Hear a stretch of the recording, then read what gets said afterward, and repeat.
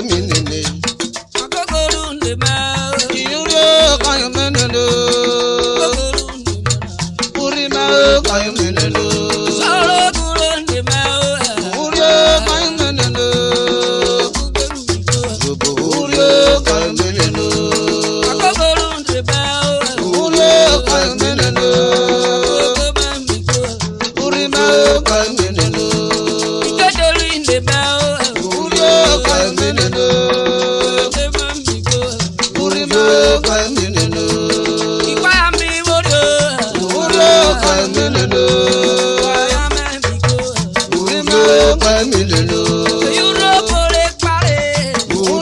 kayo menene. Urho kayo menene. Urho kayo menene. Urho kayo menene. Urho kayo menene. Urho kayo menene. Urima kayo menene.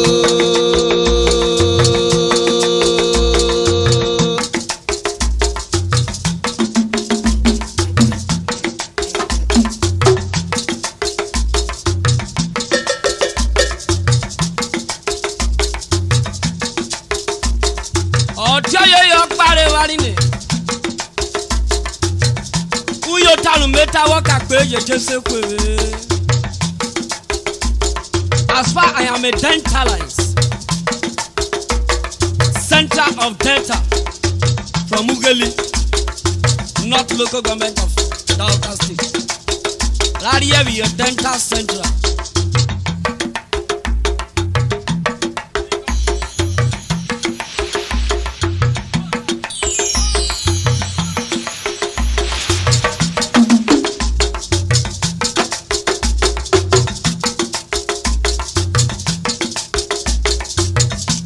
President Olusegun Obasanjo, governors, ministers, and all the executive officers they concern the government area. Salute na wado. I want to enjoy Lola Boladi every Petrol from the administration. Okay. So they can introduce what that they call GSM, MTN. Everybody begin they happy. If we just go, what I wear, why you want to tell where you get you want to tell. And I give you a law, democracy, none of one, democracy, none of one, none of one.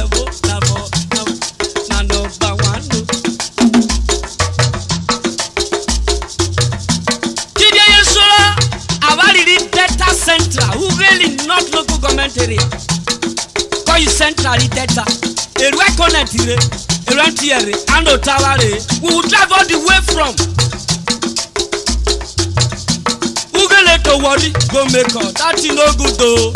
It's no good at all. I beg una. We enjoy the tea. Una for do that like radio. Anywhere you carry radio, go that mama. I want for you the tea go big it so. Avasuna una PRO okay. Make una change before I go come back for the next record. August record. May I do am for Ugeli not to. If una reach the whole highness place Ugeli, you go give una land. If una reach Akbaroto, where I come from, our OVA, the show you highness go give una land. If they don't see land give una, nothing Baba go give una in Papa land. Go. When I come be the same for them.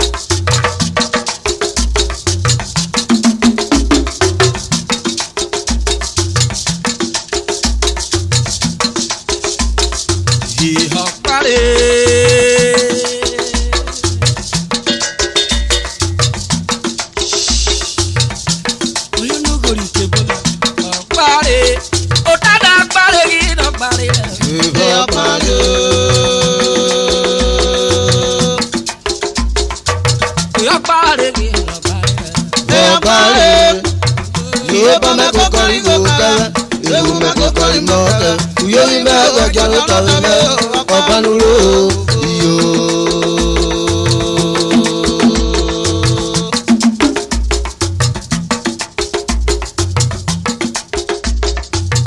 Atagana beg, help me put the final name.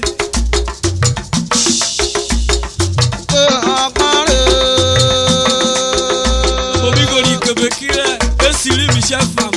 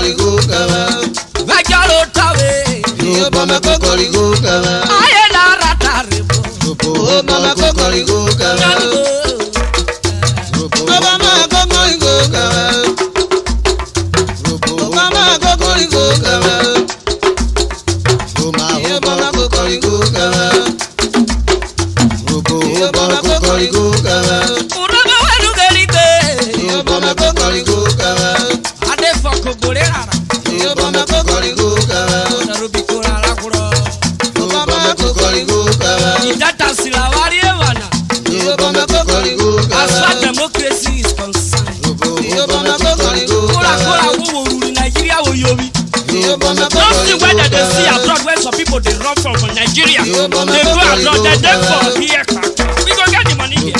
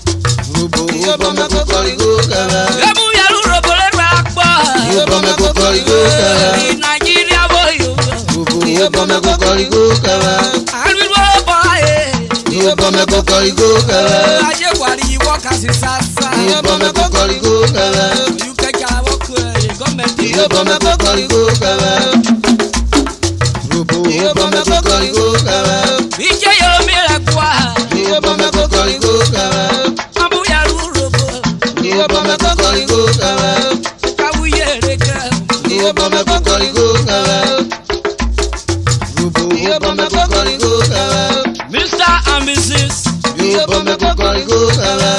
David, a waiter.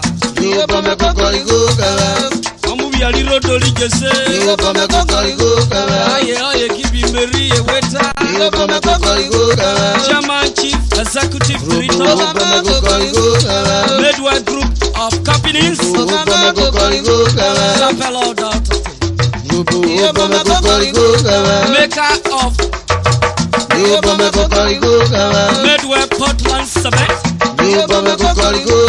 head office New Ogoro the Road, at number 207, factory Jeseta. Also Deputy President Satellite Chambers and Commerce. Secretary General, Data Association of Chamber and Executive Committee members,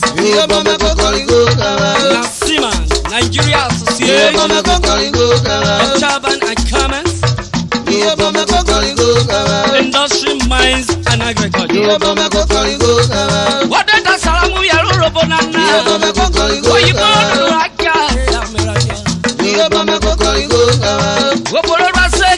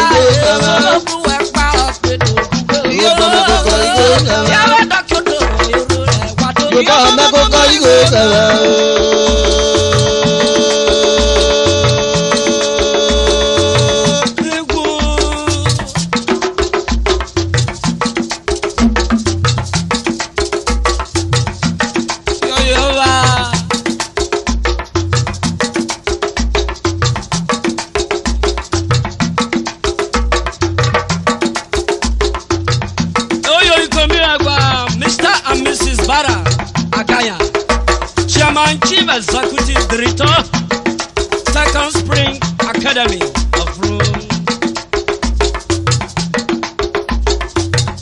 Omi Agwa Godwin de Fenule, RMD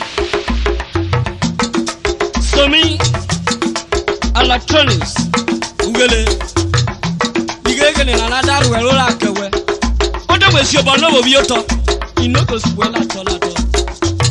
Just go to Koro Dafe. In fact, all the things concerning electronics is the answer to it.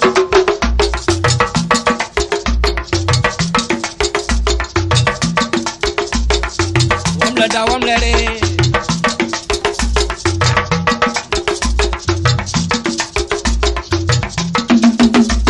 Wait, Nativa about come for this one. Can't tell you say. I want to make everybody begin the sweat. In the sweat. Who get it? Go to Korea. Go to Korea. Who not get to Korea? Go to Korea. Your pattern authentic.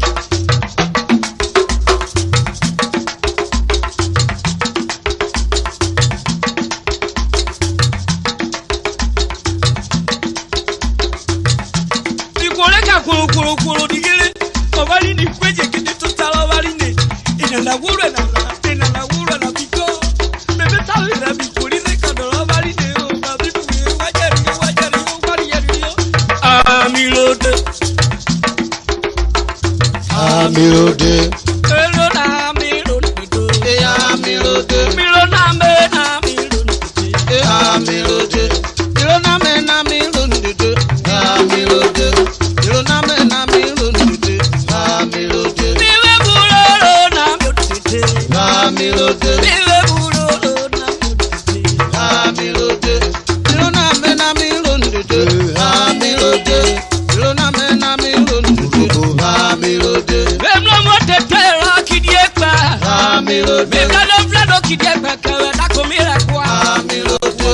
Ilo na me na amirode. Amirode. Ilo na me na amirode. Amirode. Bemlo kwa ya chajete. Amirode. Bemlo awoko yo woya. Amirode. Ilo na me na amirode. Amirode. Ilo na me na amirode. Amirode. Bemlo na wawa ya daku yo mi wawa ya o. Amirode. Akole obudura esarura.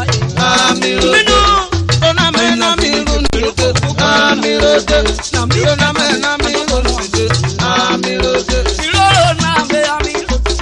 Amirode. Ilolo na me amirode. Amirode. Ayo nenu ibe. Mamirode, Atuliwe Nanigwe, Mamirode, Mamirode,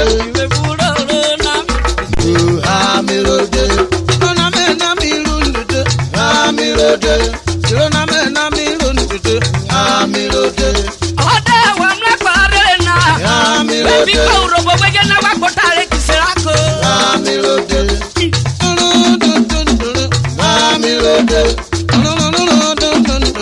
Mamirode, Bibe Buroro na myotete, Mamirode, Bibe Buroro na myotete, Mamirode, Nonamena Mirunde, Mamirode, Nonamena Mirunde, Mamirode, Aye bajale la wewio, Mamirode, Oda buwe aye kombinike, Mamirode, especially somebody when belong to the gospel. Mamirode, You never the gospel. Mamirode, Not be me go take my man, tell you. Mamirode, Not be me go take my man, tell you. Mamirode, Mamirode, Mamirode, Bibe Buroro na myotete, Mamirode, Bibe Buroro na myotete. Mamirode, Wani ne na Nonamena Mirunde, Mamirode, Nonamena Mirunde, Mamirode, Okete shawali ne ne kote. Mamirode, Wani koro sisi sano Mamirode, Nonamena Mirunde, Mamirode, Nonamena Mirunde, Mamirode, Milona mena mirote. Mamirode, Sọ̀rọ̀ yìí akọ̀nà orílẹ̀ rárá. Mamirode, Mamirode, Mamirode, Yàrá dọ́kọ̀ kúkú rẹ̀ pẹ́ o. Mamirode, Ọ̀gẹ̀dẹ̀ ò sọ̀rọ̀ lọ́wọ́ lórí ilé Urhobo. Mamirode,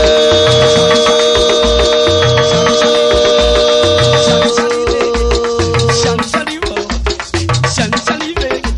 Ọmọ tẹ̀lé ìkébé wẹ́ kókó náà. Wọ́n dé rí sídò lónìí fún ọ̀rẹ́ náà kú.